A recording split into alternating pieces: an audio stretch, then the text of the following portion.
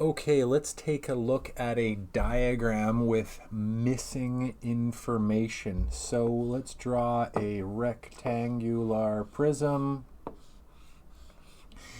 and connect the corners, and let's draw side lengths of W, 2 and 3 with a volume of 60 centimeters cubed.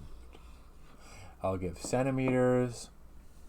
And if you get one unit and they don't give you other units, they should be the same, but keep in mind we have to use the same units all the time. Either way, we have our formula, V equals length times width times height. And now we can substitute in the formula. They gave us the volume, so notice we're substituting into the left-hand side like we saw at the end of chapter 5 with surface area. Keep in mind, if you want more help on equations, we'll do that later in chapter 10, but we have a length of 2 and a width of W and a height of 3. You can put your time signs in between or dots or whatever you like. Either way, we're multiplying. 2 times 3 is 6. And now again, looking into the later chapters, in chapter 10, we will be showing you more types of how to work on equations, but here is a little intro. On the right hand side, we're doing 6 times W. We're always doing the opposite operation to reverse the process, so we'll divide both sides by 6. The left hand side, 60 divided by 6 is 10. The right hand side, 6 over 6 is 1. Cross it off.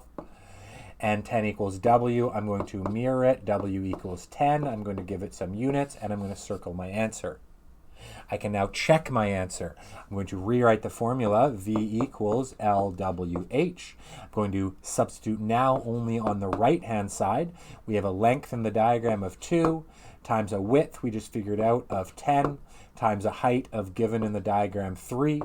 V equals 10 times 2, 20 times 3, 60 centimeters cubed. That is not an answer. I do not circle it, but I will give my answer above a check mark.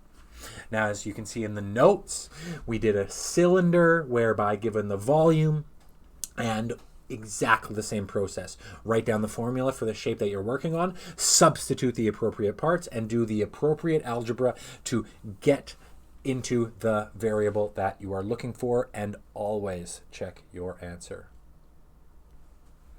Okay, so that was surface area back in chapter 5. Volume in chapter 7. Again, who knows why the authors did it in that order. Your teachers will probably do it in the same time.